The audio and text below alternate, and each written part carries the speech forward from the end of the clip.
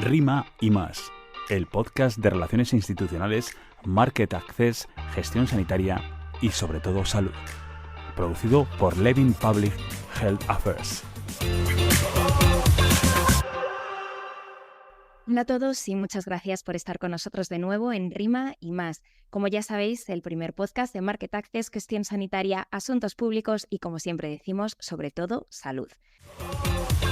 Rima y más. Mi nombre es Laura García Olmedo y hoy os traemos a Rima y más un tema muy importante, la innovación. Y para hablar de innovación estoy acompañada de tres grandes invitados. Toni Gilabert, director de Innovación y Paternariado del Consorci de Salud y Social de Cataluña, Isaac Túnez, secretario general de Salud Pública e I+D+I de la Junta de Andalucía, y Juan Carlos Julián, director general de la Federación Nacional ALCER, Asociación para la Lucha contra las Enfermedades del Riñón. ¿Qué tal estáis? Bienvenidos a Rima y Más. Pues muy buenos días. Muchas gracias. Bueno, antes de empezar con el tema de hoy, que es la innovación, permitidme agradecer a Bayer su colaboración para hacer posible el podcast de hoy. Estas conversaciones que estamos teniendo con diferentes expertos a lo largo de una serie de capítulos de Rima y Más se enmarcan en un proyecto de esta compañía de Bayer llamado Mater, que busca apostar por las personas, la innovación y la sostenibilidad como motores de transformación en la gestión del Sistema Nacional de Salud. Y por eso hoy hablamos de innovación. Creo que todos los aquí presentes estamos de acuerdo en que la innovación en el sector sanitario no es simplemente un término que se ha puesto de moda. Es más que una idea, es una realidad. Una realidad que está transformando radicalmente la forma en la que cada uno de nosotros cuidamos de nuestra salud. Se están llevando a cabo grandes avances tecnológicos, hasta contamos con nuevos enfoques revolucionarios en las prestaciones de servicios médicos. Es por ello por lo que la innovación en el sector sanitario está marcando el camino hacia un futuro más saludable, más accesible y más inclusivo. Toni, vamos a empezar contigo. En Cataluña tenéis una gama amplia de proyectos innovadores en múltiples áreas de la sanidad. ¿Nos puedes compartir algún ejemplo de iniciativa que consideres prometedora para mejorar la eficiencia y la calidad de los circuitos asistenciales? Sí, por supuesto. Bueno, muchas gracias. No, simplemente, a ver, lo primero es encuadrar estos proyectos innovadores, hay que canalizarlos, ¿no? Entonces nosotros hemos creado una red, que es la red INEXAS CSC y de Innovación Nexas de Unión y CSC de Consorci de Salud y Social de Cataluña. Y ahí es donde canalizamos todos estos proyectos de innovación para la mejora de la calidad y la eficiencia en el sistema sanitario público de todos los hospitales concertados sin ánimo de lucro y públicos de Cataluña. Entonces, me preguntas por proyectos, muy rápido, tenemos un montón, pero no sé, ahora se me ocurren algunos, por ejemplo, sobre todo dirigidos a la calidad asistencial. Un par de proyectos muy vinculados a lo que es la utilización de la inteligencia artificial para generar pronósticos y patrones que nos ayuden a ser más rápidos, más eficientes y a mejorar la atención a las personas. Te voy a comentar solo dos, os voy a comentar dos. Uno es unos algoritmos de inteligencia artificial que ya estamos implantando en el Hospital de Mataró y otros hospitales de aquí de Cataluña, que nos permite a primera hora de la mañana conocer qué habitaciones del hospital tienen un paciente que puede ser disfágico con una probabilidad superior al 90-95%. Esto quiere decir que no tenemos que esperar a que la persona veamos que es disfágica para que ya le podamos dar la dieta apropiada desde el primer día que está en la habitación tomando, pues, ingresado, ¿no? Por ahora eso es un proyecto que nos permite ser mucho más eficientes y mejorar la atención a las personas. Y otro proyecto vinculado con la inteligencia artificial es uno que estamos haciendo con el Hospital del Mar y con el Hospital de Sant Joan de Déu, y otros hospitales, pero que se trata de hacer pronósticos de cuál será el pronóstico de resultado en salud de la patología de insuficiencia cardíaca y de bronquiolitis en niños a partir de la aplicación de algoritmos y de entrenados para ver en urgencias o ya en sala de espera cuál puede un paciente ya tratado, cuál será su evolución. Y un tercero, muy rápido también, que no tiene nada que ver en temas sociales y sociosanitarios. Por ejemplo, tenemos un proyecto con el Parc Sanitari Pere Virgili que estamos desarrollando para hacer una caja de herramientas para cómo integrar la atención social y sanitaria, es decir, desde el hospital y el sociosanitario de la asistencia geriátrica, que son toda una serie de herramientas que van desde programas de atención central a la persona hasta otros elementos. Pero bueno, para no monopolizar y no ser muy... Y después hay muchos más, no sé, estos son los que me han venido a la cabeza ahora. No, fenomenal. Además, y has querido comentar alguno de ellos que está vinculado con la parte asistencial y precisamente le iba a preguntar a Juan Carlos si en el ámbito más asistencial y en la parte más de abordaje de patología, él está percibiendo esta innovación, Juan Carlos. Pues sí, hay un movimiento muy importante ahora mismo en enfermedad renal crónica, en innovación. Hay muchos tratamientos ahora en investigación y muchos que tienen un nexo común. Y es que necesitamos detectar más pronto la enfermedad renal para incluso, en alguno de los estudios, incluso revertir el daño inicial que tienen en los riñones la enfermedad. Isaac, y ahora voy contigo. En Andalucía acabáis de publicar la Estrategia Andaluza de Inteligencia Artificial. ¿Cuáles son las áreas de foco de la innovación en este ámbito y qué impacto prevés que tendrá esta estrategia de salud en Andalucía? Pues muy buenos días, Laura. Primero, permíteme daros las gracias, ¿no?, por permitirme estar en este foro el día de hoy, a vosotros como organizadores y a Bayer como patrocinadores, ¿no? En el ambiente o en el ámbito en el que me planteas la pregunta, bueno, pues la estrategia de inteligencia artificial abarca muchos palos, como diría el otro, ¿no?, dentro de lo que es la gestión de un gobierno de una comunidad autónoma. Yo me voy a centrar en la parte que yo creo que aquí nos congrega, que es la cuestión de salud, ¿no? Y sin lugar a duda, ahí va a tener un impacto muy importante, tan importante como que nosotros ya estamos trabajando en lo que es la estrategia de salud digital del sistema sanitario público de Andalucía, ¿no? Es decir, una estrategia que cuelga de esa genérica, pero que es específica en el ámbito de salud y de la aplicación de estas nuevas tecnologías. Va a generar un cambio, ¿no? Ya lo está generando, es decir, la innovación focalizada a la digitalización y al mundo virtual es más novedoso. La innovación hace mucho tiempo que está con nosotros, ¿no? Y en ese mundo de lo digital, de lo virtual, bueno, pues vienen y se están desarrollando procedimientos que van a ayudar a la mejor planificación, al mejor diagnóstico, al mejor pronóstico, al mejor seguimiento de los pacientes, a hacer el sistema más sostenible, ¿no?, y más ecológico. Es decir, pues a veces cuando usamos el término sostenible parece que nos quedamos solamente en la cuestión económica, ¿no?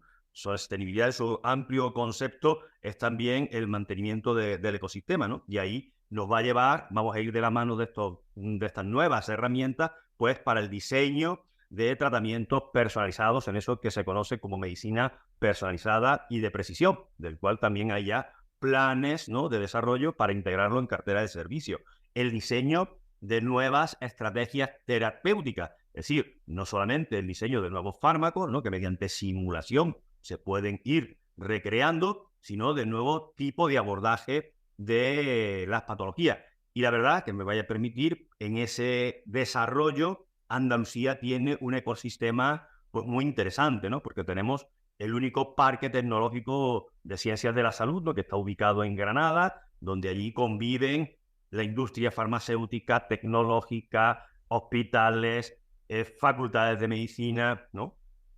Y está la gran universidad, que además es uno de los grandes focos de inteligencia artificial en el ámbito y en el programa internacional, ¿no? Como podemos ver, esto nos va a llevar a que con todas esas mejoras, pues también planteemos, bueno, pues la reducción de las listas de espera quirúrgica, ¿no?, la interpretación de imagen a distancia, ¿no?, que ya se está llevando, etcétera, etcétera, ¿no? Es decir, tenemos grandes proyectos que ya están aplicándose y desarrollándose, Laura. Isaac, y entonces quiero que me respondas a ver si nos puedes dar alguna idea, tú como experto en el desarrollo de estos planes en una comunidad autónoma, alguna recomendación para que otras comunidades autónomas se pongan en marcha y sigan este modelo. Pues mira, siguiendo lo que marca Bruselas, ¿no? Es decir, hace poquito ha habido una reunión para, bueno, pues sabemos todo lo que genera esto de inquietud, ¿no? Es decir, nos estamos enfrentando a algo nuevo y novedoso. Yo lo que primero que diría es algo que la doctora Novolny, que fue la creadora de los ERC, ¿no?, en la Comisión Europea y una de las grandes expertas, o sea, el futuro es de la sabiduría. Es decir, lo primero es aplicar sabiduría. Lo segundo, poner en el centro a quien va dirigido todo esto, que no es el sistema, es el paciente, es el ciudadano, ¿no? Porque también muchas veces nos quedamos en el paciente y la salud no es solamente enfocada a curar cuando uno se enferma, ¿no? Para eso está la salud pública, que también es preventiva, es decir, ¿no? Entonces poner en el centro al paciente y con esa sabiduría y con ese punto clave central que es el paciente o el ciudadano, ser valientes teniendo presente que todo lo que se derive de ahí es propiedad del paciente y es por y para el paciente. Entonces, con esas bases, desarrollar planes y estrategias de salud digital. Estamos obligados a ello. Y aprovechando que os tengo a ti, Isaac, y a Tony representando pues a dos comunidades autónomas tan importantes como son Andalucía y Cataluña respectivamente, ¿vosotros estáis trabajando en algún proyecto donde estéis colaborando con otras comunidades autónomas? Hablo de proyectos relacionados con la innovación, por supuesto. ¿Y quiere intervenir primero? Simplemente. No, por supuesto que sí, que estamos colaborando en diferentes proyectos, probablemente menos de los que quizás tendríamos que colaborar, pero seguramente más de los que nos pensamos que estamos haciendo, al menos desde el conjunto general, ¿no? Yo, por ejemplo, no sé, ahora es que al tener aquí también a Juan Carlos como desde Andalucía, nosotros, mira, por ejemplo, estamos en un proyecto, estamos juntos también con Aragón, en un proyecto europeo que se llama Procure. El Procure es un proyecto de mejora y de evaluación de los sistemas de compra pública sanitaria. Es un proyecto que estamos con muchas otras organizaciones europeas, pero por ejemplo estamos con Andalucía, estamos con Aragón, está Cataluña a través del Consorcio de Salud y Social de Cataluña.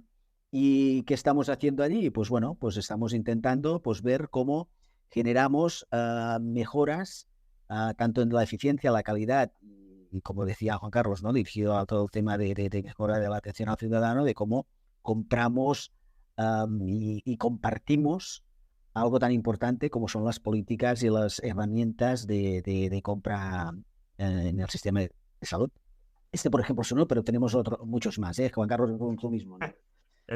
Bueno, pues siguiendo con lo que está diciendo Tony, efectivamente, compartimos el Procure for Health, ¿no? Es decir, está enfocado a la compra pública innovadora, que es una forma nueva, ¿no? de abordar la innovación y la investigación, ¿sí? Donde se detecta una necesidad y lo que se hace es pedirle a la industria que nos dé la respuesta, ¿no? Porque no suele estar en el mercado. Pero como no puede ser de otra manera, pues de la misma manera, ¿no? Que están aquí los amigos de aquí, compañeros de Cataluña, bueno, pues en Andalucía tenemos también otros muchos proyectos, ¿no? De hecho, terminamos uno que ya no es con otras comunidades, sino que era transfronterizo con Portugal, ¿no? Para poder dar desde las farmacias comunitarias, pues, seguimiento, ¿no? A cómo era la adhesión a los tratamientos y cómo a sitios rurales y de difícil acceso se les podía llevar el medicamento, que además vino muy bien en la época de pandemia, hace un par de años, ¿no? Porque parece cuando estuvimos en ese momento de confinamiento, ¿no? Vino muy bien porque además ha servido para detectar otras debilidades, ¿no? Tanto a nivel autonómico o a nivel de la región sur de Portugal, para ir mejorando la atención que se puede dar desde los diferentes actores de la salud a la ciudadanía, ¿no? Porque cuando hablamos de salud, a veces siempre tenemos en mente a nuestros facultativos, a nuestros profesionales sanitarios, enfermeros, pero tenemos otros ámbitos importantes como son las farmacias, los farmacéuticos, etcétera, ¿no? Y bueno, podría dar pues una lista grande, ¿no? de proyectos, algunos incluso financiados desde la propia secretaría que tengo el privilegio de coordinar en este momento, ¿no? Por ejemplo, estamos ahora mismo trabajando en diseño en metaverso, en diseño de gemelos digitales, ¿no? Para poder, ¿no? formar a nuestros profesionales e incluso que nuestros profesionales puedan simular una intervención o un procedimiento que van a hacer sobre el paciente antes de abordar al propio paciente, con lo cual, pues bueno, pues llevan ya un camino, un rodaje desarrollado para que el éxito en su intervención sea mayor. Me encanta que hayáis comentado estos temas que están de súper máxima actualidad y habéis comentado uno que yo creo que da para un podcast y me lo apunto, que es el de la compra pública innovadora. que hay tanto que decir, ¿no?, sobre ella. Pero bueno, ahora quiero escuchar a Juan Carlos porque también el abordaje de las patologías es importante, de que se refleje la innovación en ellas, ¿no? Y en el caso, por ejemplo, de las patologías renales, ¿estáis observando que hay innovaciones tecnológicas y cómo se está afectando en tono positivo, por supuesto, a los pacientes? Hay mucha investigación, Laura, en enfermedades renales, y la innovación ahora mismo parte de algo que a nosotros nos interesa especialmente, ¿no? Y lo comentaba Isaac en una de sus intervenciones, y es poner al paciente, poner a la persona, poner al ciudadano en el centro del sistema. Nosotros estamos en programas europeos también, porque ALCER, que es la Federación de Pacientes Renales en España, lleva ahora mismo la gestión de la Federación Europea, y estamos en un programa europeo, por ejemplo, que lo interesante y lo innovador es que son las organizaciones de pacientes las que elaboran un código de prevención y analizan las buenas prácticas que desarrollan los profesionales. Es un consorcio con entidades paraguas, y esta es la tendencia que tenemos ahora mismo en Europa. Se hablaban antes tanto Antoni como Isaac de los programas de inteligencia artificial y las ventajas que pueden tener para, sobre todo, el diagnóstico precoz en las patologías. Bueno, pues la innovación parte también de medir la perspectiva de las personas que han pasado, que han vivido por la enfermedad, y con ello mejorar los algoritmos y los programas de Machine Learning. Aquí las entidades de pacientes tienen un rol de colaboración interesante, y es la innovación que estamos siguiendo, porque aportan esa experiencia que de otra manera sería difícil de conseguir, de las personas que han pasado por esa experiencia. Y, perdona, ¿cómo medís ese impacto en los resultados en salud? Se miden con las llamadas medidas de la experiencia percibida, lo que los anglosajones llaman Patient Reported Experiences, no solo porque hay también medidas más farmacoeconómicas de la perspectiva del paciente. Se suele hacer con cuestionarios autorrellenados, y con ello permiten al sistema adaptar y mejorar la calidad de la atención que ofrecen a los ciudadanos. Cuando hablamos de innovación, es importante resaltar que, aunque contemos con grandes avances tecnológicos, siguen existiendo desafíos. Para cada uno de vosotros, y empezamos por quien queráis, me da igual, ¿cuáles son los retos más importantes que tenéis desde vuestro ámbito de actuación en lo que a innovación se refiere? A ver, Toni, que tú llevas más tiempo callado. No, bueno, retos aquí hay muchísimos, pero bueno, yo si tuviera que poner algunos, no sé, por ejemplo, no sé, a ver, la primera cosa es que el futuro no se adivina, ¿de acuerdo? El futuro se imagina y se crea, y con lo cual el principal reto es ser capaz de no especular, sino de trabajar, ¿vale? Este es el primer reto, que es decir, oiga, ¿y cómo hacer esto? Pues el segundo reto que es importante, ¿no? Que hacer un cambio de mirada desde la solución a la necesidad. Estamos muy acostumbrados a querer soluciones o buscar soluciones cuando lo primero que tenemos que definir es la necesidad. El reto de la necesidad es básico, porque a partir de ahí empieza todo. Otro reto importantísimo, para mí clave, crucial, se ha hablado un poquito a nivel de comunidades autónomas, pero ya no es a nivel de comunidades autónomas, a nivel de todo el sector sanitario y social, que es el modelo colaborativo. La innovación sin modelo colaborativo no funciona, porque no se adopta, ¿vale? Entonces, como el reto más importante al final es la adopción, porque hacer proyectos y que se queden en un centro hospitalario, en un sitio concreto, pero no se adopten en todo el territorio, por lo tanto esto no llega a los pacientes en su grado esperado, pues dos cosas, ¿no? Yo creo que hay que organizar.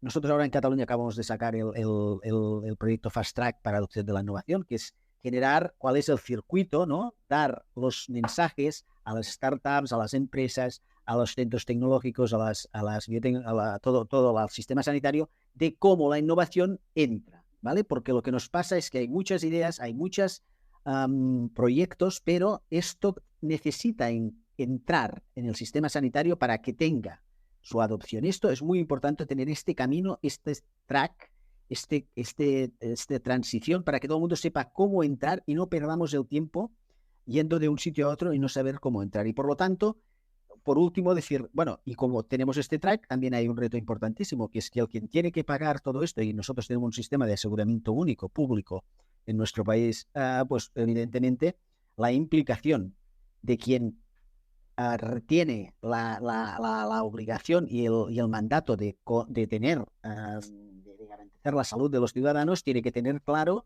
y tiene que estar implicado desde el primer momento en las líneas prioritarias de innovación para después poder adoptarlas, porque si no, nos pasa siempre lo mismo. Tenemos modelos de pago que incentivan determinados tipos de actividad y modelos de innovación que podrían ser eficientes, pero que necesitan cambios de modelos de pago para que esto pueda entrar. Pero bueno, podemos abundar más, pero para no ir más allá. Gracias. Exacto. Yo en la línea, ¿no? Bueno, por no repetirme, ¿no? Porque suscribiría, creo que la totalidad de lo que ha dicho Tony, ¿no? Pero en ese mismo contexto, yo creo que como retos, yo te voy a hablar de retos y de prioridades, ¿no? Yo creo que como retos, ¿no? Y lo hemos comentado, es primero poner al ciudadano en el centro, ¿no?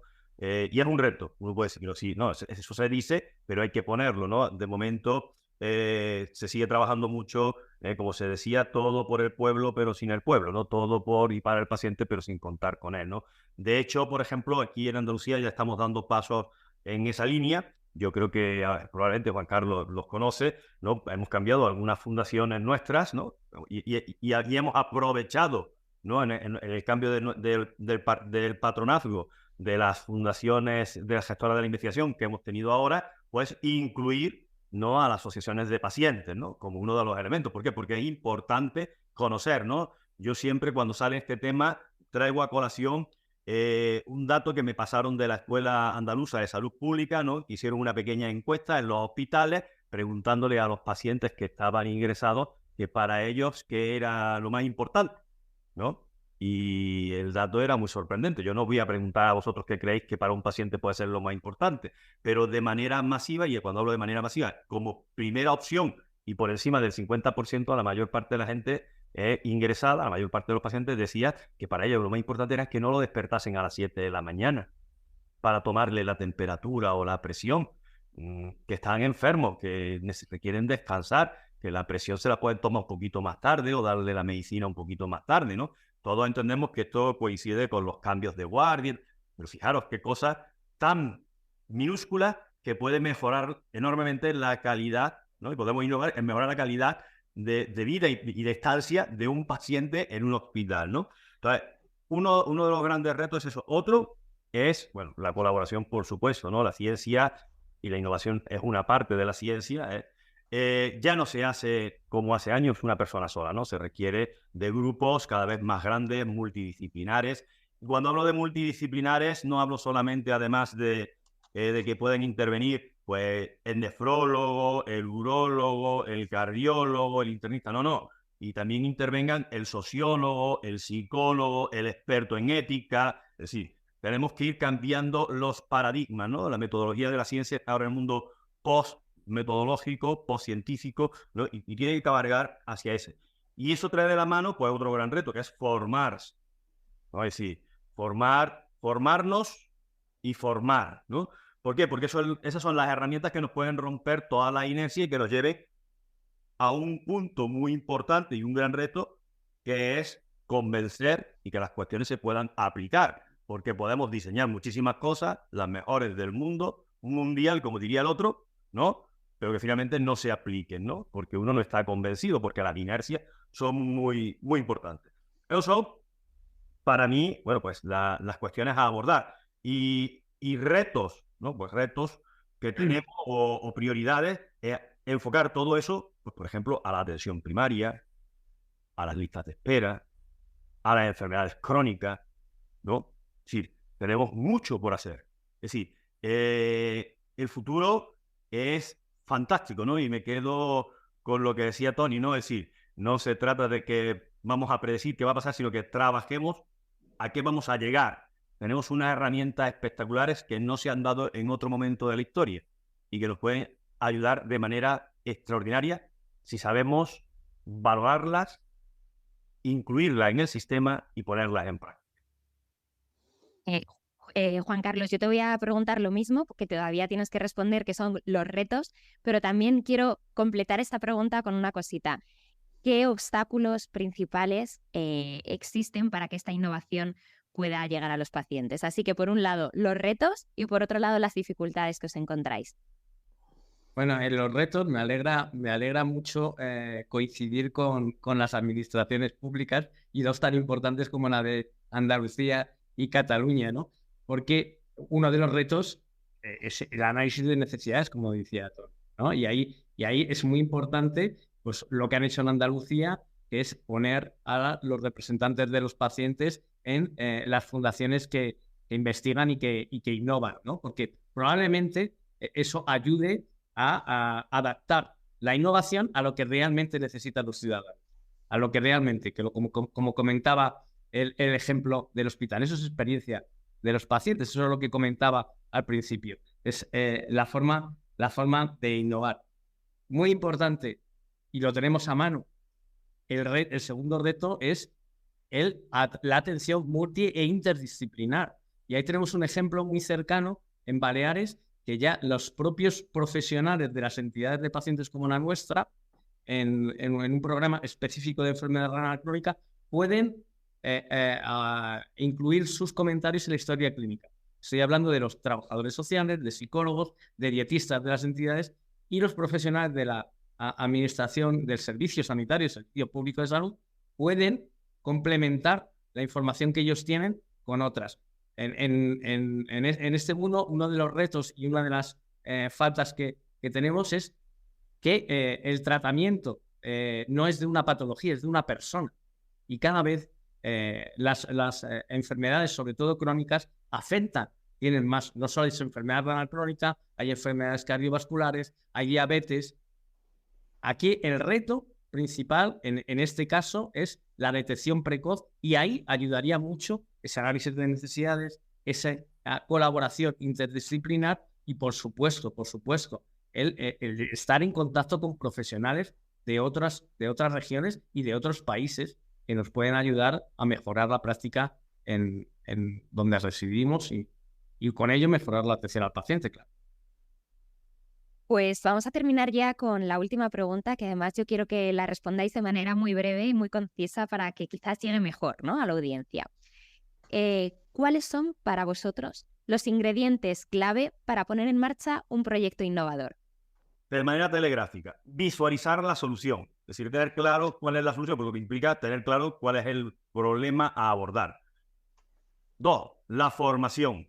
3, compromiso a todos los niveles. Sí, desde los que gestionamos, las autoridades gubernamentales, los que gestionamos más técnicamente, hasta el último profesional y persona involucrada, ya sea el propio ciudadano. 4, trabajar por incorporar estas nuevas soluciones. Y para ello es importantísimo incorporar desde el minuto 1 o desde el segundo 0, tanto a los profesionales como a los ciudadanos en la toma de decisiones sobre estos mecanismos de innovación. Tony. Bueno, no, por supuesto que todos estos. Yo solo voy a destacar uno, ¿vale? Para mí, un elemento clave, tener un ecosistema sólido, confiable, potente y que tenga un buen modelo colaborativo, porque lo importante es la adopción. Esto quiere decir sistema sanitario, regulador, empresas, académicos y pagadores. Y solo simplemente un ejemplo para que estamos ahora nosotros con este reto, con este ecosistema, ¿no? Por ejemplo, el Servei Català de Salud nos encarga al Consorcio de Salud y Social de Cataluña, a todas las entidades que prestamos servicio, la creación de un centro de inteligencia artificial en el medicamento. Pues ya está en marcha. Estamos todos juntos haciendo con las empresas estamos ya haciendo todo el tema de la compra precomercial, etcétera. Cómo aplicar la inteligencia artificial a los medicamentos. 2 proyectos, chatbot para los pacientes, para poder tener información de medicamentos, y después otra herramienta que es hacer pronóstico y prevención de problemas relacionados con los medicamentos en prevención primaria, con patrones para saber qué pacientes van a tener problemas de ingreso en urgencias debido a problemas relacionados con los medicamentos antes de que se produzcan. Esto es lo que estamos ahora como reto, teniendo en cuenta esto, ecosistema, Modelo colaborativo, todos, empresas, reguladores, administraciones públicas, asistenciales y también los académicos. Juan Carlos, por último.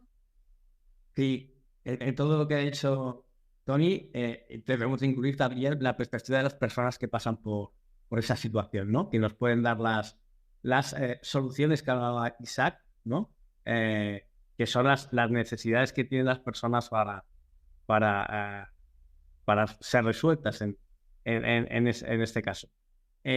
Todo ello pasa porque hagamos que la atención personalizada sea una realidad. Y tenemos una gran noticia en ello, y es que hay muchos estudios que dicen que esa atención personalizada es además más sostenible. Más sostenible porque permite tratar mejor a las personas y evitar, en muchos casos, comorbilidades y progresión de la enfermedad. Bueno, pues nos hace falta trabajar todos juntos para poder conseguirlo.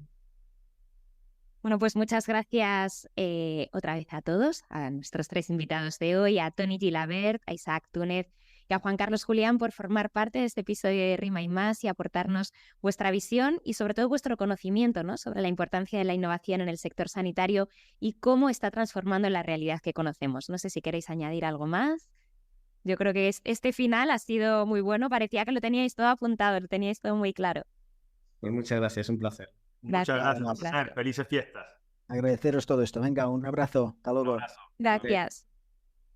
Nosotros solemos escucharnos en el próximo episodio de este podcast, el primero de España, además, sobre Market Access, gestión sanitaria, relaciones institucionales y, como siempre decimos, sobre todo, salud. Y dar las gracias nuevamente a Bayer por apoyarnos en esta iniciativa. Podéis escuchar Rima y Más en todas las plataformas de podcast y en el canal de Levin de YouTube. Además, podéis seguirnos en redes sociales, donde os iremos adelantando nuevos invitados y contando un montón de cosas. Muchas gracias por escucharnos.